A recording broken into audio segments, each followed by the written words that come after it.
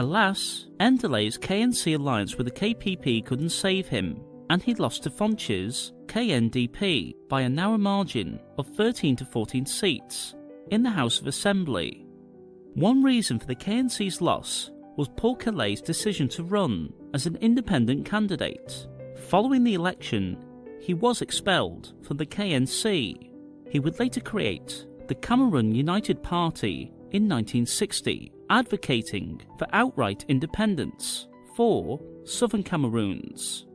The majority of votes cast in the elections represented a desire for neither integration with Nigeria nor reunification with French Cameroon. KNC and KPP votes were essentially votes against reunification, whereas KNDP votes were votes against integration in Nigeria. The traditional rulers took some credit for the upset victory of the KNDP and took the position that the election results clearly opposed integration with Nigeria and therefore supported independence. The 1959 election represented the first of many UK-backed coups to drive southern Cameroons towards integration with Nigeria. As the UK's chosen candidate, Endelay had used government vehicles for campaigns, an advantage Fonche did not have. As the powerful premier, Endelay had used his influence to redraw electoral districts to give his party an unfair advantage and disproportionately gain more seats. So although Fonche won by a wide margin of almost 60% of the popular vote, he did beat Endelay by only one seat in the Assembly. On January 30th, 1959, John Gu Fonche took over as Premier and administered Southern Cameroons, along with J.O. Field as Commissioner and Malcolm Meline as Deputy Commissioner of Southern Cameroons, all reporting to James Robertson, Governor of Nigeria, resident in Lagos, Nigeria. In February, the US Central Intelligence Agency, the CIA, noted that the KNDP victory represented a blow to the UK's plans of integrating southern Cameroons into Nigeria. It was also stated that although Fonche had not yet revealed his policies, he was expected to favour independence over a loose association with French Cameroon.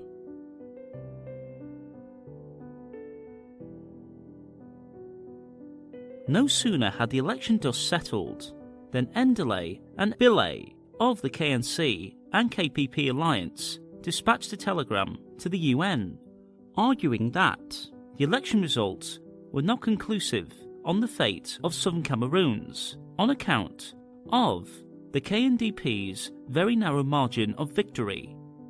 They challenged the KNDP to a debate in the Southern Cameroons House of Assembly prior to returning to the UN to clearly state its position. The pro-reunification UPC and OK camps, comprising Felix Mullier, Ernest Wande, Mai Matip, De Koumaza, Andre Marie Bida, and many others, took off for New York in early February 1959. They were going to advocate for immediate reunification and independence of all the Cameroons at the special Cameroons UN session. They were being financially and otherwise sponsored by a handful of African governments, Nasser of Egypt, Nkrumah of Ghana, Touré of Guinea, who among other things were against the creation of what was at the time termed microstates, or small countries, the size of southern Cameroons. At the UN, speaking for the OK Party, Koumaza ridiculed the idea of integration into Nigeria as an acceptable means of terminating trusteeship, stating that such a decision would be inconsistent with the Charter of the UN. He advocated immediate reunification and independence of all Cameroons.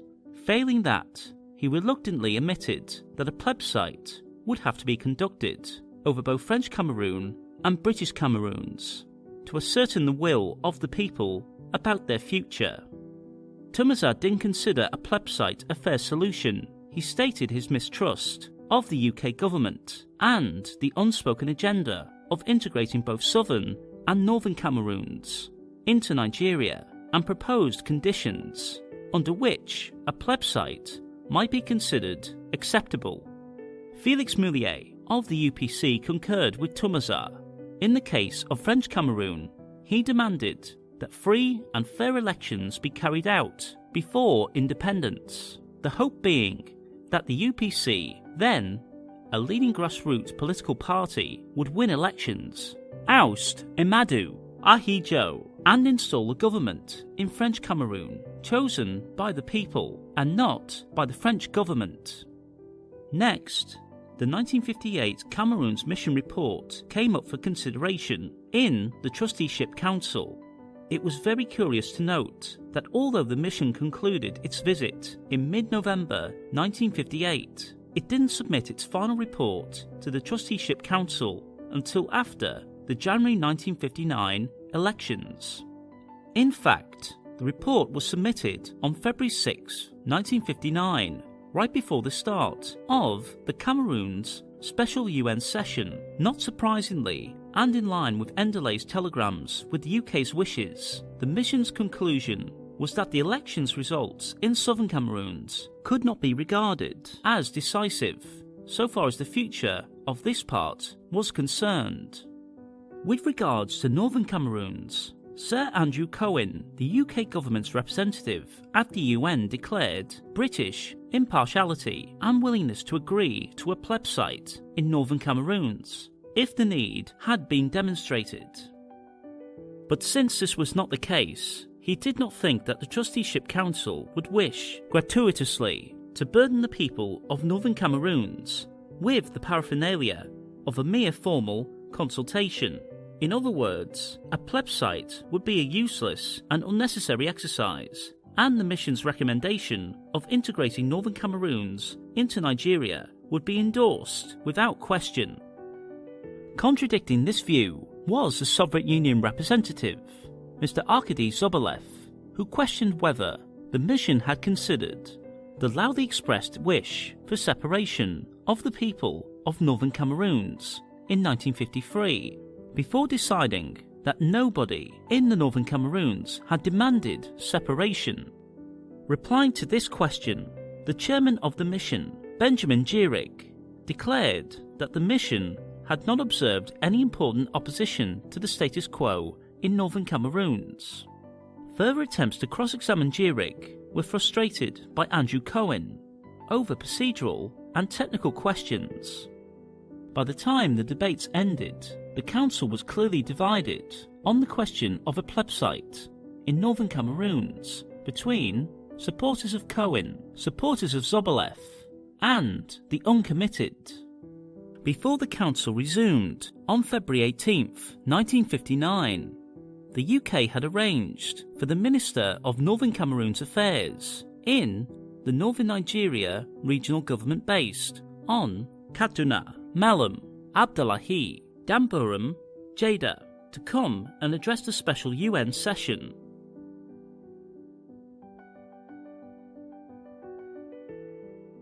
When the session resumed, the British and Soviet Union stuck to their positions, and the uncommitted decided in favour of a plebiscite. Seeing that a plebiscite in northern Cameroons was no longer avoidable, British supporters embraced it with the plan to improve the situation in southern Cameroons in favour of integration. The representative of New Zealand put it as follows: in view of the unanimity of opinion in the north, the only result of a consultation would be to strengthen the proportion of those throughout the territory who wished to accede to Nigeria. Andrew Cohen tried to lobby the Trusteeship Council that although John Gu Foncha had won the 1959 elections, the election results were contradictory to a poll that the UN visiting mission had conducted as to the future of southern Cameroons. On this basis, he urged the Council to endorse the visiting mission's recommendation of a plebiscite in southern Cameroons. However, owing to the tug-of-war in the Council, on February 18, 1959, Resolution 1926, the 23rd was passed, essentially postponing a decision on everything concerning British Cameroons. The Soviet Union abstained from voting on the resolution on the grounds that it was inconsistent with the recommendations of the visiting mission. Defending the position of the UK on Northern Cameroons, Malin Durham endorsed the visiting mission's position for immediate integration of Northern Cameroons with Nigeria without a plebiscite. This was contrary to his position during the UN mission's visit in November 1958. On the question of a union with French Cameroon, he argued that the relatively short-lived German Cameroon Protectorate from 1884 to 1914 did not create strong enough geographic, economic, racial, or cultural affiliations to the people of French Cameroon to warrant reunification. He argued that the border had arbitrarily separated a large segment of the Northern Cameroon's population from their natural traditional rulers, the sultans and emirs in northern Nigeria. Malin Durham's argument strengthened the UK's argument for integrating Northern Cameroons with Nigeria. Although the UK had done very little to develop Northern Cameroons, it desperately wanted to integrate it with Nigeria to consolidate and strengthen its economic and political ties. On the political landscape, the UK needed to appease northern Nigeria's elites, especially Sir Ahmadu Bello, the Sardana of Sokoto, and Tafawa Balewa, who had been instrumental in the creation of a Nigerian federation.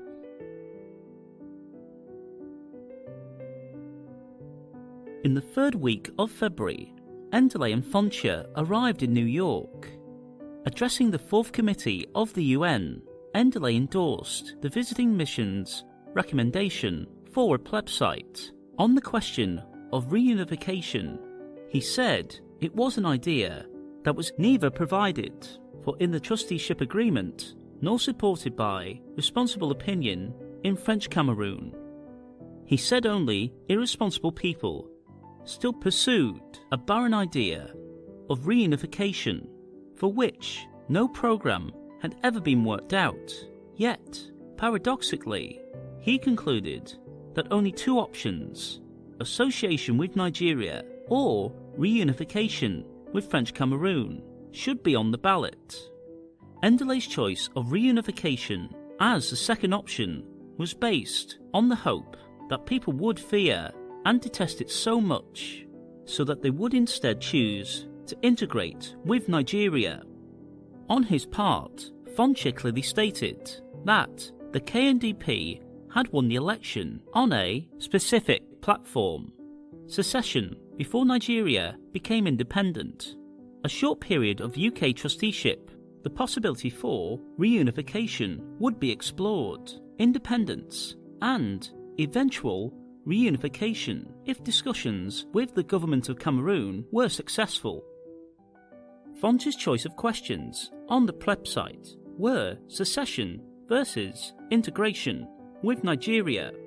According to him, reunification was predicated first by secession and depended on discussions with French Cameroon. For this reason, reunification should not and could not be a question on the plebiscite. At one point, the representative of India, C.S. Jai, asked Foncha whether if reunification post-secession failed, did he envisage a separate independent state of southern Cameroons, and if so, would it be economically viable? To both of which, Foncha replied a resounding yes. When it became apparent that Foncha was clearly leaving open the door to complete independence, as he had stated, he was pressured to define with absolute clarity the process negotiating reunification. Understandably, this was something he could not satisfactorily answer because he had barely taken over as Premier and had certainly never approached the French Cameroon government on the question of reunification. By the end of the deliberations, the Fourth Committee was confronted with the same four positions that had emerged in the territory as far back as 1957. 1. Integration with Nigeria, favoured by the KNC and KPP alliance. 2. Secession, leading to independence and membership in the Commonwealth, favoured by the Council of Chiefs and natural rulers. 3. Secession, leading to independence, then reunification with French Cameroon or outright independence, a position favoured by the KNDP. 4.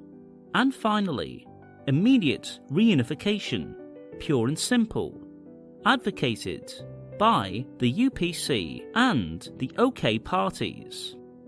At the conclusion of the 13th session, the UN passed two sweeping resolutions affecting the Cameroons. Resolution 1349 of March 13, 1959, stated that French Cameroon would attain independence on January 1st, 1960. By gaining independence, the trusteeship agreement would cease to be in force in accordance with Article 76B of the Charter of the United Nations. Resolution 1350 of March 13, 1959, on British Cameroons, recommended that Northern Cameroons hold a plebiscite in November 1959 to decide between the following two options. Do you wish the Northern Cameroons to be part of the northern region of Nigeria when the Federation of Nigeria becomes independent? Or are you in favour of deciding the future of Northern Cameroons at a later date? For Southern Cameroons, the UN recommended that a plebiscite be conducted between December 1959 and April 1960, decided that the two alternatives to be put before the people should be considered at the 14th session of the GA. The significance and power of these resolutions make March 13th, 1959 one of the most important dates in the history of the Cameroons. Whereas French Cameroons, rightly or wrongly, depending on whether you were supporting the incumbent Ahijo government or the UPC, got a promise for its independence on January 1st, 1960. It is important to note the calamity that the UN bestowed upon Southern Cameroons.